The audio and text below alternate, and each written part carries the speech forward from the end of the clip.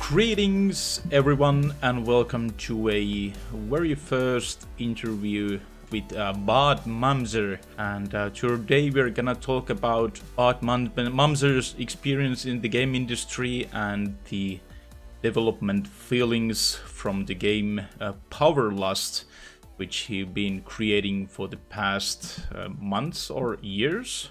So greetings, Bart. Hey. So how long you been developing Powerlust so far?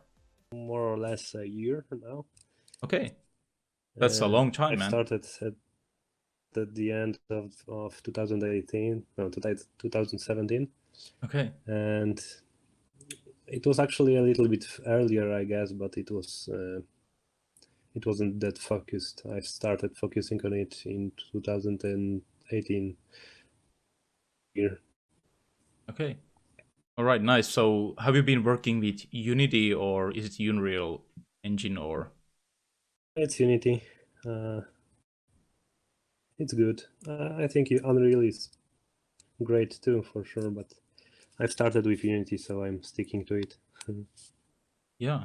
But yeah, so Powerlust is currently available from Google Play. Is it available in iOS, by the way, in App Store? Not yet. I do have a test version on iOS that I have tested with some of the testers, but it's not yet available. I'm still improving the game. Yeah, That was my whole idea for this game, to release it early, and worked on it. I'm checking statistics, analytics, so that I know if my changes actually impact the fun that the game gives. Right. Yeah. So Yeah. if the game actually is better and has more content, I plan to release it on iOS. Yeah. That's a good idea. But yeah, I actually played the game and it looks really amazing. I need to ask you that how you create the graphics for it. Is it in Blender or how do you create the characters and environment and so forth? You buy it, you know.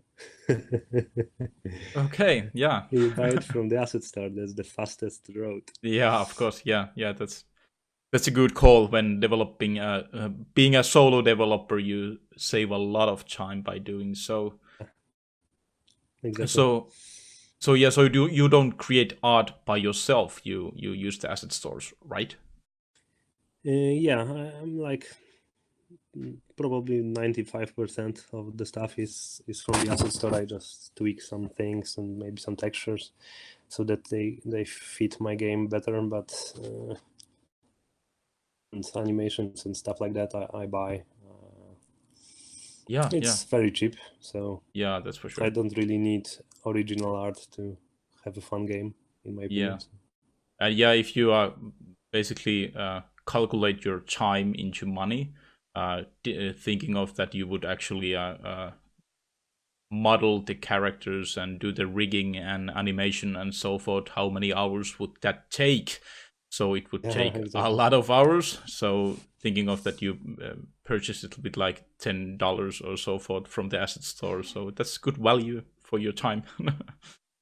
It's amazing value, especially that I'm not that great with 3D modeling, so it would take a lot of time to learn it and to get the same results. Yeah. So, by the way, how long you been in the game industry or making games in general? How long in total? I'm not entirely sure. I mean, it's not like I'm a full-time game developer. I'm just a hobbyist, like probably a lot of people listening to this, but I think it's been a few years. I have no idea how many, to be honest. Yeah. Maybe 4 or 3. At the beginning, I was just making a little bit of game dev in a few days. Then I took a break for like a few months, and then I continued. Then that's why the first game took like probably 2 years, even though it was very simple stick shooter. Yeah. But yeah, I didn't really focus on that, so it took a long time. Yeah. I actually stumbled upon Powerlust in some Facebook group where you posted it. It's a long time ago when I saw the post in that group. But if I remember right, it actually got really positive feedback in that group, and actually a lot of feedback in that group. Do I remember right? There was a lot of likes Oh, in that post, if I remember correctly. well, I did, especially at the start of the year, I did post on Facebook groups quite like once a month, I think. I did forget about it lately, but I did some posts on Facebook groups, and some of them did really well. Yeah. The main problem with Facebook is that you have to pretty much spam with the same thing on several groups Yeah. to get to a lot of users. Twitter is better for that because you just use tags, and everyone who is interested in the tag can see it. But if you want to reach people on Facebook, you pretty much have to attack different groups. So and Yeah. there is a lot of them. Yeah. That's true. Yeah. So why don't we jump into a little different direction with the questions? So, why do you make games in the first place? I've always loved playing games, so and I've always liked programming too. So I guess it's a good mix of the two. Uh, the main thing I think I get out of it is the satisfaction. I always thought about programming that it's amazing that you can do something out of nothing, and games are even better for that because you can make something that people find fun with pretty much you're writing on the computer, which is amazing. Yeah. Yeah, I think that's the main part, the satisfaction that comes from creating something. I think it would be the same with any other form of art, I think, but Yeah. I haven't really tried. Do you think the kind of the satisfaction comes from when you see other people play, or is it just that you when you see uh, the creations come on the screen which you have created with your own hands? Is it more of the like the players which get you excited, or just the actual creation, if I put it that way? It's both, I think. Yeah, yeah, It was a lot more the player part, but lately I find it that I'm satisfied even when I actually do it for myself, not exactly even show it to anyone. yeah, But yeah, but the feedback definitely helps. It gives you a lot of motivational boost, and keeps you working even longer. yeah. That's why I So started social media stuff. I never really used social media, but for that game, I decided to create some social media channels. I created a Facebook page, a Twitter account, and an Instagram account, and I update it daily from the 1st of January of this year. So it is like over 300 days now, I think. yeah, I really recommend that route. It's a very good way to uh, boost your motivation and get some discipline for your game dev. yeah. How do you, by the way, feel the marketing part for games? Do you find marketing kind of interesting part of making games, or do you just see it as an stuff which you have to do, or is it like a demon for you, the marketing part, or do you actually like to do that? Yeah, I always hated the idea of marketing. Now that I've been posting on groups and on Twitter, I don't mind. It's quite fun to talk to people, and not only about your game but also about other games there. Um, so it's not that bad as I thought at the beginning, but it takes a lot of time that I could be spending on game development. So it's definitely Yeah, it's something that you have to do if you want your game to, like, for anyone to download it. You definitely need to some kind of marketing. yeah. That's what I heard that like a lot of developers actually use most of their time to marketing and not in game development because that's what you have to do in order to gain the gain enough visibility for your game to actually get sales or downloads for your game. So they even use most of their time for the marketing part. So in some way, I personally find it kind of sad, but of course that's the fact how the industry works right now because there's so many games available in every media. But how do you see the current state of the game industry, by the way? I find it, for people like me. I mean, it's obviously there is a lot of competition, and it's all obviously hard to make money from it. But the tools are so easy to use and so cheap that it's a lot easier than to make a game. It's incredibly easy to make a game. It takes a lot of time, sure, but it's not like you have to learn some magical things to do that. You can just download some engine and pretty much click things. You don't even have to write code if you don't want to. So I think it's amazing that pretty much everyone can make a game. Yeah, It takes a lot of dedication, of course, but I'm very happy that it's possible, because we can say that it's a problem that there is so many games, but for fun mostly. I have a day job, so I don't really need games to make me money that much. yeah, yeah, So I'm all okay with it. yeah. So do you like the idea of actually working like full time with games? Would you like even like to do that, or you're totally fine with your current situation? Ideally, I would like to work on only on games. Mm, I think that it might be a lot more stressful due to volatile download numbers, let's say. But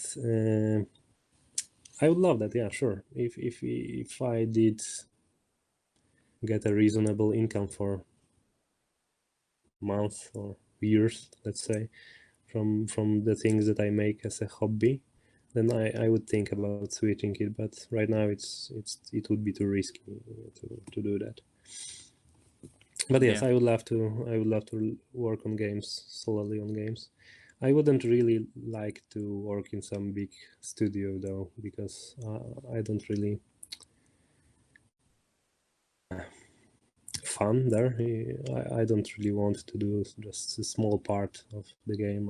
I prefer to do my own thing. Maybe I could work with a few people, but definitely not dozens of them or hundreds of them. yeah, yeah. So what about what is the best experience from making games for you so far? Hmm. Experience, you say? Yeah, I guess best the best experience what you remember so far, of course. that's hard. Yeah, I know, man. I think it's the best thing is when I see or hear people like what I've done. Like, I don't know, maybe I get some comments on one of my posts, or I give a game to my niece or someone from my family that starts playing it and doesn't want to put it down. Yeah, yeah. It's quite fun then.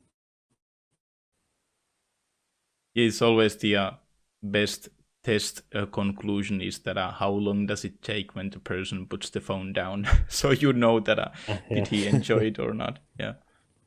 So what about the worst experience in the game development so far? Do you remember some?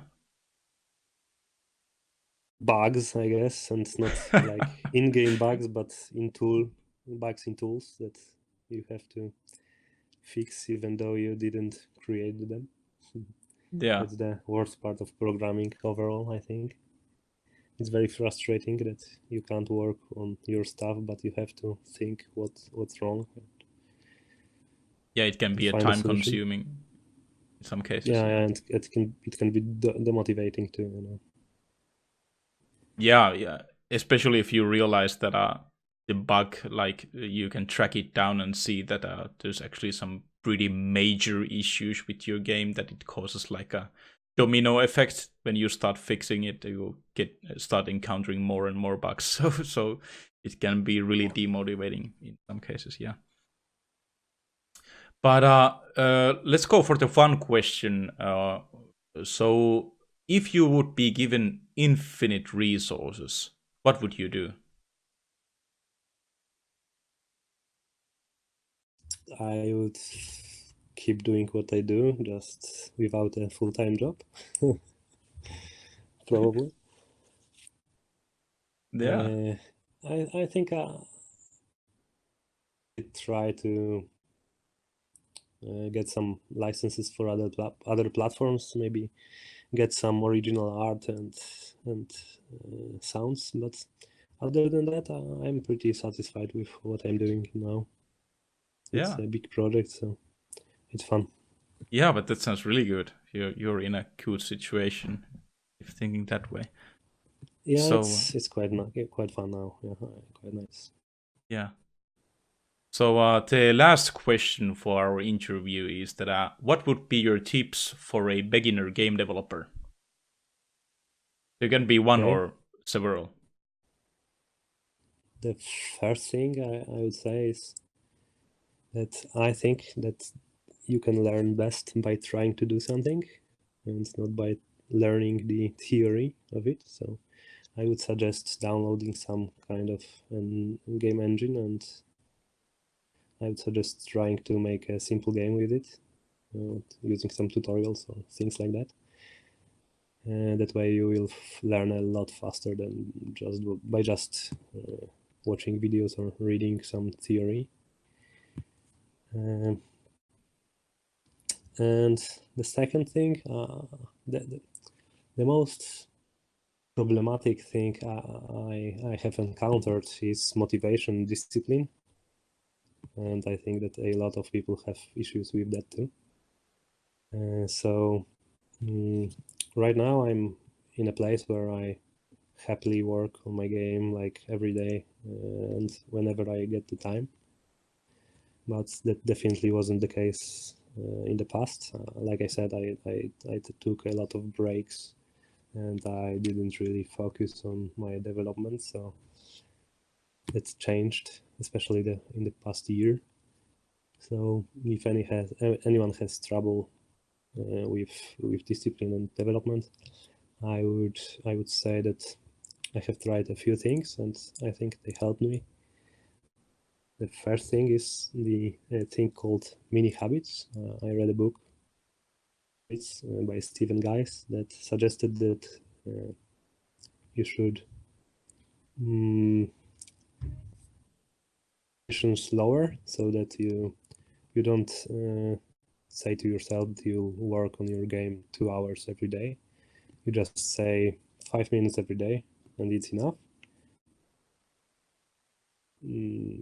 Break the problem with resistance, because people don't really want to start doing something, but once they do that, once they start, they can keep on going. So even though you said that you're gonna work on your game only 5 minutes, if you actually start doing that, you will continue for like an hour or two, which is a great result. And that's the first thing that helped me a lot with my problem, with motivation.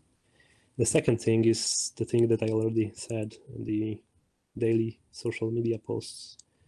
and they are very good to make you accountable.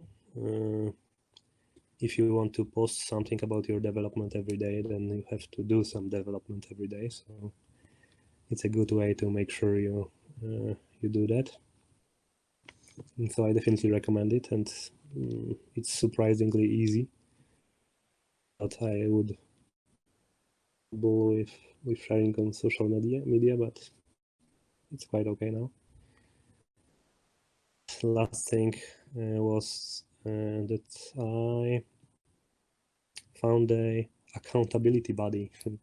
There was a guy who was working on a similar game than mine, a different perspective, so we didn't really compete with each other, but we had similar problems, so we started talking, and having someone who is in a similar place really helps with motivation. We can brainstorm like we were in a team, but we can motivate each other. The fact that the other guy works on his game makes you want to work on yours, and it definitely helped me a lot to get the discipline that I needed to work on Powerlust, because it's a huge project and I definitely need to spend a lot of time doing it, especially as I have a full-time job and family, so there's not a lot of time for hobbies. Yeah. Those are very good tips, because especially for the motivation part, because when you start with a little larger project, you end up being demotivated in some point always. That's the case in all of the cases. When you work on something for months or maybe even years like you've been doing, it's really like not obvious that you actually like the game after a half a year or 8 months or so. So you start to think of different possibilities that should I just starting creating another game or keep on doing this, or should I just quit on making games in total, or what should I do? So all this stuff come up to your mind in all of the cases when the projects start to be large, especially. Yeah, definitely. Especially the other games part is can be hard because there's a lot of ideas that you would like to work on. But yeah, I decided to make this game. I always liked top-down hack and slash games, so it's still fun for me. Yeah, that's great. That's really great. You know what? I think our interview is done for today. Hopefully, we can actually arrange these kinds of interviews in the future as well. And so finally, Powerlust is available from the Google Play. Go ahead and try it out. It's free, and I'm pretty sure that Bart would love to hear your feedback and thoughts on the game as well. So go ahead and try that. So yet again, thank you very much, Bart, from the interview, and it was great to have you here. Thank you. Thanks.